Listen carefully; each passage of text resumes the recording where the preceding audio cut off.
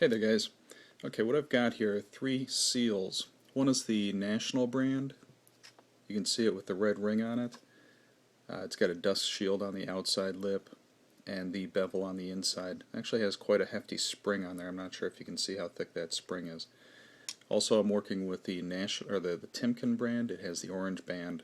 Also has a dust lip on it, dust shield, and then again the bevel. This spring's a little bit thicker than the OEM, but not as much as the National brand.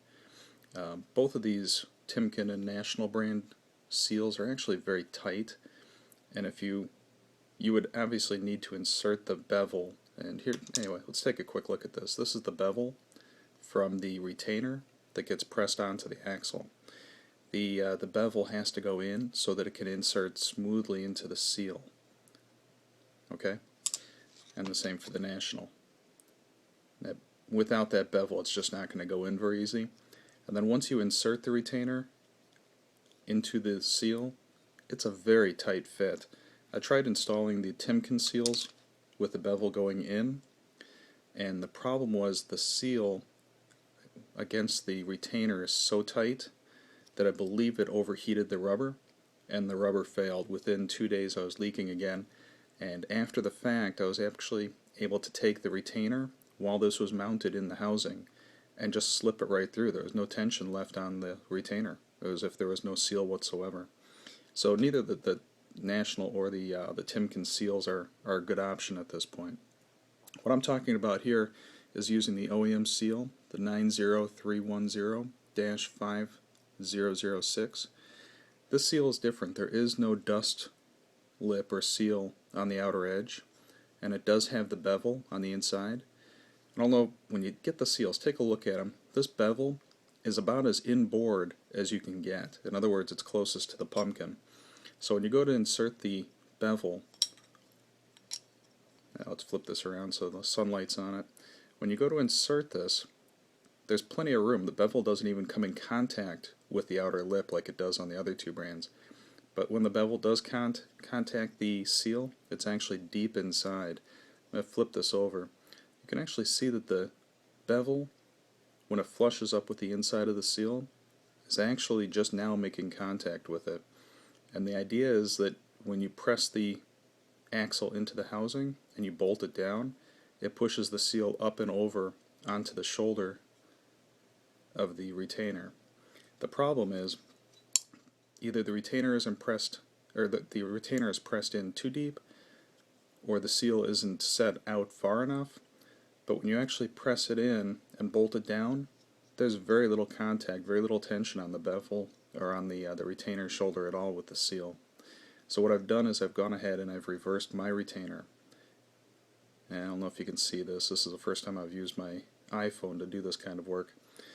But essentially, there's a lot of room. And when you line up those bolts on the housing, once those bolts enter the holes, there's only about a 1/16 inch of room for it to go up or down. There's a huge opening. I don't know if you can see that in this video, but there is a huge opening in this OEM seal. When you get your parts, take a look at them before you have them installed. But anyway, when you press the axle into the seal, it'll slip in. You'll feel it bump around on the inner part of the seal. And if you lube the retainer and you lube the seal, you won't have any problems, because as that retainer reaches, even if it comes in cocked, just a little bit of pressure and the seal will slip right over it. So you don't have to worry about putting it in big end first. Put the bevel towards the outside and go ahead and lube it up and slip it in. Nice thing about doing this is it gets it right up on the shoulder right away. So you don't have to worry about the seal just sitting on the bevel. Now, the bevel is not a polished part. It's smooth, but it's not polished. And so if you get a seal against that bevel, it won't take it very long before it chews up the seal and it starts leaking again.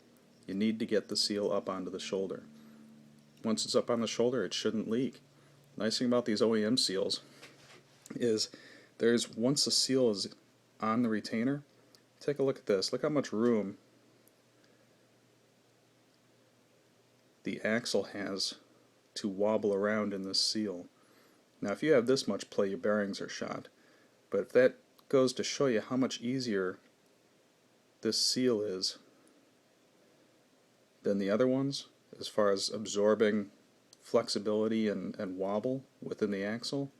These seals are great. Now I did just read something that some TSB made mention that these seals might not be compatible with synthetic. I guess I'll find out in a couple of weeks because that's what I've got in mind.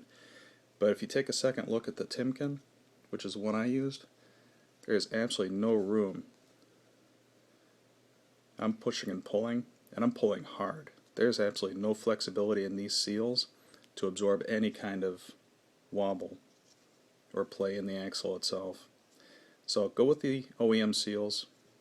Don't be afraid to insert it large end first. You have plenty of room. Gosh, it almost looks like there's 3/16 room to play with on this. And then once you insert the axle, let's see if I can get that in the camera. Even if it's off a little bit, with a little bit of lube, it pops right on. I've played with this a lot, and there's just no way to tear or damage the seal if you've got it lubed up. Then this is working dry. Excuse me. This is working dry. So apparently, even without lube, it's going to go in without any problems. But of course, lubing it is going to be your better option. Hope that helps. I think a video is always beneficial when you're trying to describe something that people can't see because it's inside of the axle housing. So good luck with your fix. This is what I've done, and I'll keep you posted on my success. Thanks, guys.